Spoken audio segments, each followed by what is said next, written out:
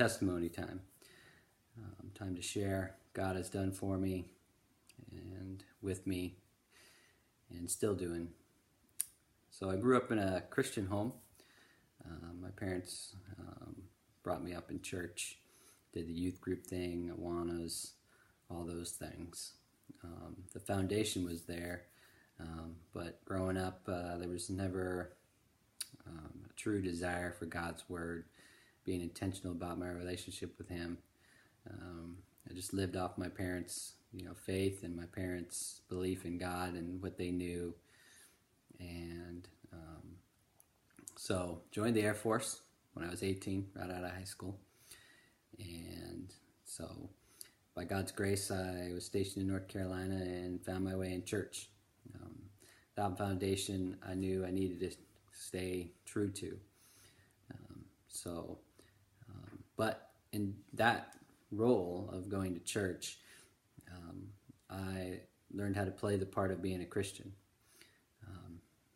I learned how to fake, realistically, being a godly man in front of others. When I was by myself, I was far from where I needed to be. Spending daily time in God's Word and prayer was not something that I truly desired, and I didn't do that at all. I got out of the Air Force after my first 4 years, was going to go to college, but parents needed to sign a loan saying I'd pay, but they wouldn't sign because I was horrible with finances. So I met my wife-to-be, and the realization of someday possibly having to take care of a family, I realized I needed to get a job that I knew would support that. And being prior military, I knew that what I'd get out of the military. So I decided to go back in and join the Air Force again. And so me and my wife dated for about 1.5 years. I was stationed in Idaho at the time. And so I would drive the 10 hours, 3-day weekends and stuff to go visit her. So still kind of, once again, still playing the role of Christian on the outside, but in the inside, not even close. And there was a lot of shame, a lot of hiding of sin.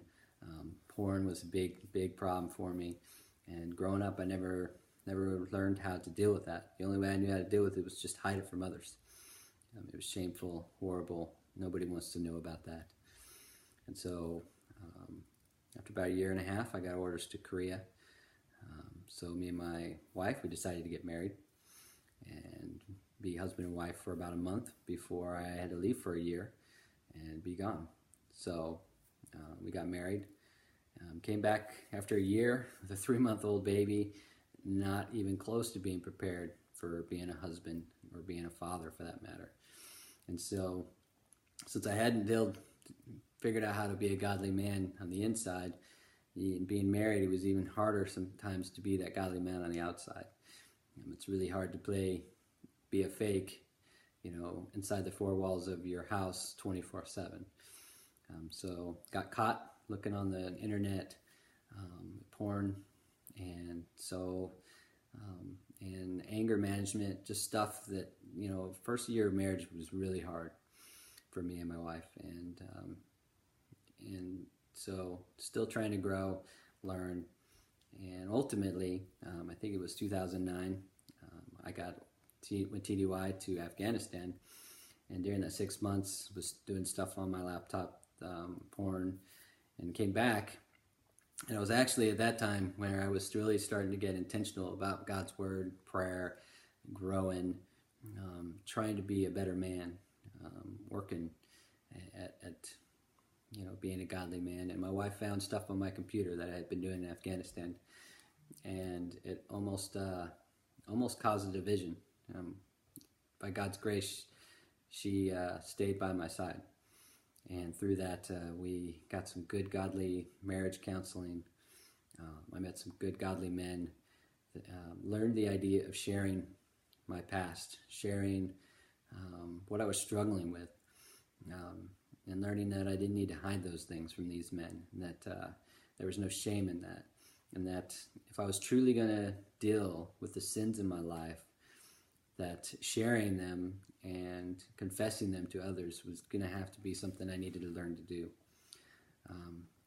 2010, 2011, we got orders and moved to Missouri, where men's ministry became a big, important impact in my life. And I started getting heavily involved in men's ministry, and just realizing, learning that connection that I needed with other men, that accountability, just the growth in all areas of my life, that I needed other men to help guide me along. 2 years ago, I found SoulCon on Facebook, and just that idea of brotherhood has grown even more. I've been to many conferences where just continually learning that I don't have to carry shame. I am God's child. He is my Father. He is my Abba, and I can call on Him, and He's given men around me that can help me, that I can help them, and encourage them and pray for them, and they can pray for me, and we need that. God has opened my eyes, like I said, to the identity of who I am in Him, and that by God's grace and His love, that yes, I die daily as much as I can in His strength, but I don't have to live with guilt. I don't have to die trying like a slave. Me and Him, me and God, we have a relationship that goes way beyond that. And He died on the cross and rose again so that we can have a relationship with Him. And that it's a daily struggle to live for Him, but it's a struggle that's worth it. And because at the end of the day, no matter what I do or how I am, He loves me, He accepts me, He gives me grace, and He gives me freedom to live in that and live in Him.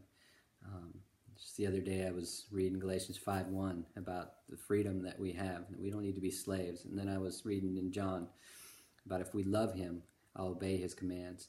And usually I use that as a spurring moment, hey, charge, if you love Him, you need to obey His commands.